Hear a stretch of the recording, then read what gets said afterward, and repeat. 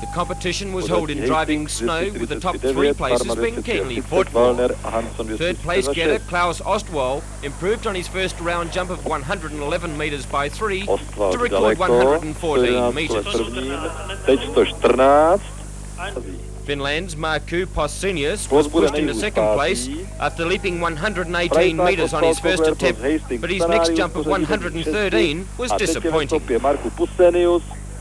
Vyrovnal rekord Musku 118 a teď letí daleko, až úplně do dřepu. Ustojí to? Asi ano. 113 metrů a teď budeme napjatě čekat na body. Pusenius měl náskok 113,5 But the East German Holger Freitag combined all his leaps well to win the event, and here we see his second leap of 114 metres. Jak moc si polepšil Ostwald, který podskočil z 9. místa v tuto chvíli na první a nebude. Ale to bylo dlouhé. To bylo dlouhé od Freitaga.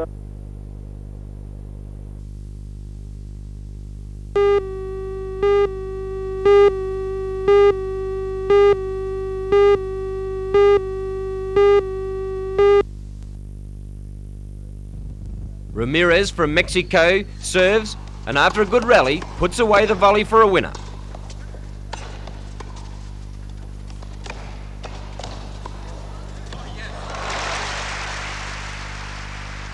Gottfried and Ramirez combine well, this time the Mexican grabbing an intercept and hitting it away for the winner again.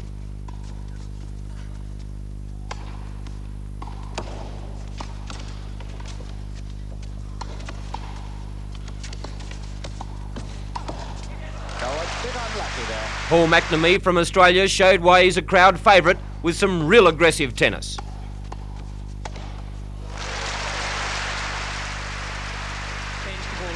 And in doubles play, it's essential to have good reflexes, as both Brian Gottfried seen here serving and Paul McNamee showed to the best.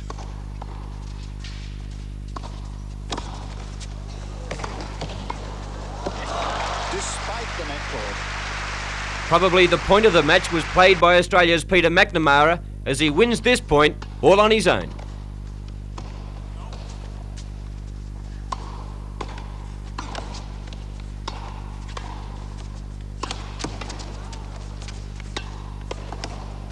Oh, well played.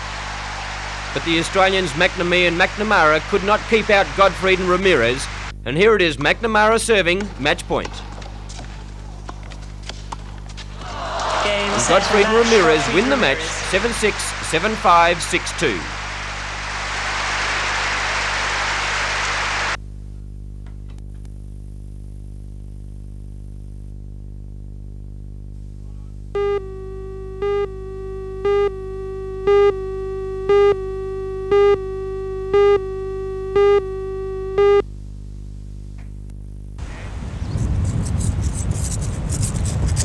Falcons, who are in the process of preparing for the 1983 National Basketball season, showed their prowess with bat and ball and scored 211, with many of the stars compiling delicate 30s.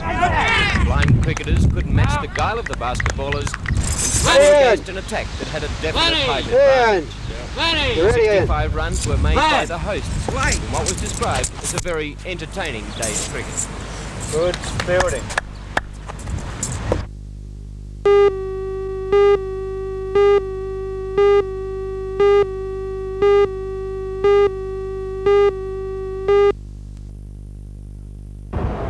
The carnival got off the ground at 9 o'clock this morning with a 17-kilometre surf marathon from Nobbies to Redhead.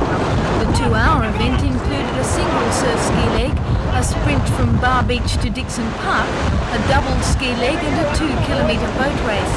The marathon was won by the Swansea Belmont Surf Lifesaving Club, with Avoca in second place and Redhead coming in third. Guest competitor in today's marathon and beach events was a team from Wales. The team manager, Commander Charles Thompson, said the Welsh boys enjoyed the competition, although they did find the day's heat a little hard to cope with. We left in the sort of frozen winter and came here into this very hot, sort of fairly humid climate. And of course here today with this very warm wind, it's like living in amongst hairdryers, really, isn't it? Queensland Super Champ Grant Kenny, but Kenny found himself up against some tough competition. Early in the race, the Australian champion was struggling to get ahead. He took the lead in the surf ski leg, but fell behind again in the swimming leg, eventually coming third to Manly's Craig Riddleton and another Sydney-sider, Robert Chapman of Illawarra. Today's overall carnival winner was the host club Redhead.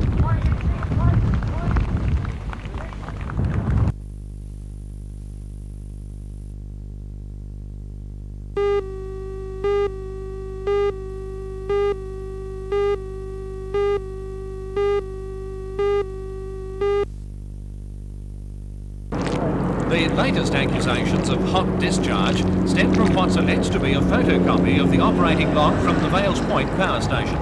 It indicates that water as hot as 43 degrees was allowed to enter the lake on the 6th of December. The water should be no monitor the quality of the water, which includes things like its temperature. And if water is coming, what about it? This is not going down on sound, it's got my life in it. Well, I'm worried about the total recording the sound on the lake of various pressures, such as the thermal pollution of the lake, the heat that's put into the lake by power stations, the siltation problems around the lake, or the runoff from the land with clearing for housing, the rubbish that's tipped into the lake, the sewage pollution that goes into the lake from time to time, and other threats to the lake. Now, we have a beautiful lake here at Lake Macquarie, and I don't want to be alarmist. It's still beautiful, but there are warning signs. Now, we cannot go on doing some of these things, like raising the temperature of the water of the lake, without paying a penalty. If hot water keeps going into the lake from power stations at Vales Point and Wangi, perhaps Araring, and maybe other power stations in the future, the average temperature of the lake will increase.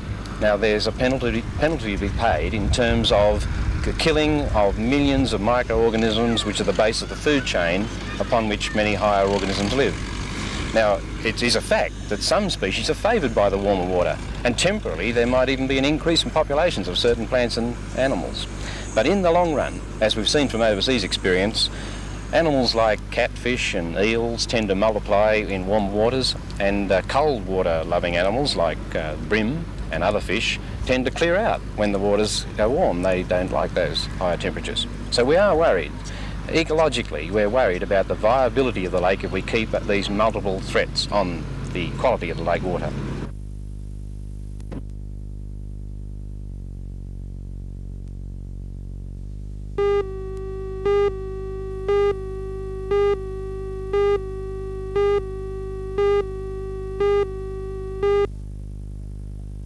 The Diabetic Association camp at Glenrock Lagoon has become an annual event. For the 20 youngsters aged between 8 and 16, it's a time to swap experiences and to learn how others cope with the disease, as nursing sister Angela Blair explains. Well, it gives the diabetic children a chance to get together and interact with one another, where they normally wouldn't out in schools and whatever, because there's not many diabetic children all together in one area. And they can all get together at camp, have fun, have a good time, but learn at the same time. Learn about what? Well, how to self-manage their diabetes, which is an important thing in these children. Two children who have recently become diabetics are 13-year-old Rachel Shea and 11-year-old Warren Williams. Warren, what's it like to be a diabetic? Well, it's a hard life to have to give yourself injections, and because in hospital the nurses gave me my first 3 injections, and Mum wouldn't do it after that, so I had to learn to do it. And she doesn't like giving me my blood tests, so I have to do all them by myself. How did you feel when you first found out that you were a diabetic? Terrible. I thought, I'll never be able to eat anything again. So I didn't think it was going to be like this at all. And how does it feel now that you know so much more? Feels normal.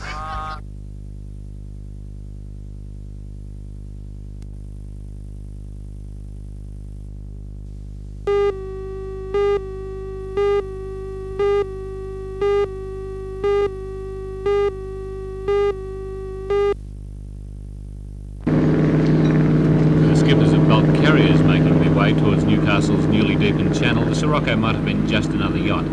But for its owner, Ken McLeod, that yacht is the fruit of a dream. A dream that's lasted 5 years. With two other West End dredging company executives, Ken Soames I did it. Lake where it was built. After a brief stop in Newcastle, we'll take it to Lake Macquarie where it was used for charters.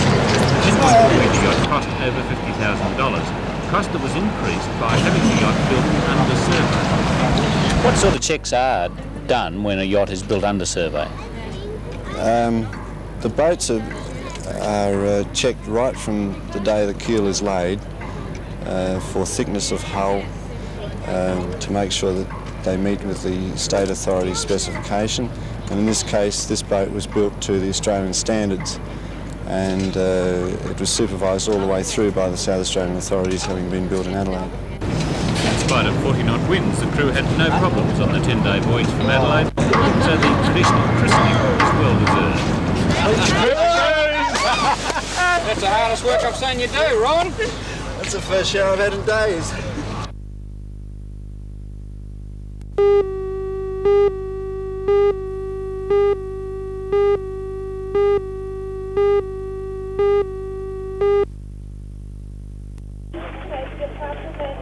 It was the first win by a Swiss skier on the Val d'Isère Hill and put him in a good position in the overall World Cup ratings.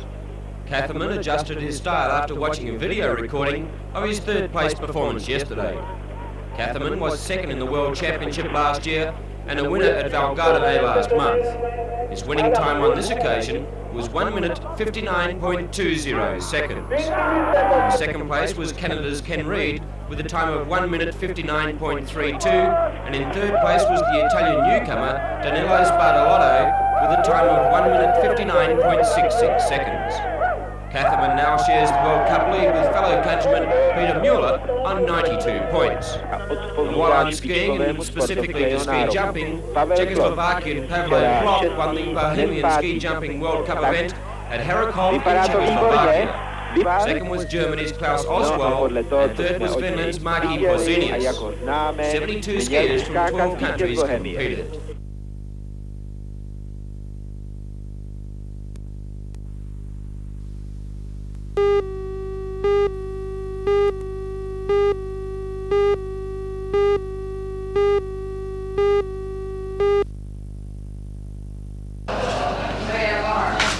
This is the form that's causing so much heartache and confusion. It's stamped on the back of all prescriptions for people claiming either free or concessional federal benefits. But following many protests throughout the community, it's to be changed by the Minister for Health, Mr Carlton, and mainly due to the efforts of the member for Shortland, Mr Peter Morris. Mr Carlton has admitted that the system has difficulties, and they've now revised the form that's being put to chemists and to pensioners. He's admitted the system doesn't work. What I want him to do is abandon the system altogether. There's no need for this declaration to be completed. No one's asked for it. And what I want Mr Carlton and Mr Fraser to do is to get after those tax rogues who've robbed this country of billions of dollars over the last 10 years, rather than to be hounding people who are sick, people who are aged. Now, let me make this point. If one person suffers unnecessarily because of the unavailability of medication at the time it's needed because of this new declaration system, then it's Mr Carlton and Mr Fraser themselves who have to accept responsibility for the consequences. Well, not only did the scheme cause a lot of heartache and confusion, but also a lot of expense. These special stamps were distributed to every chemist in Australia at a cost to the government of $24,000. And now, of course, they're to be scrapped.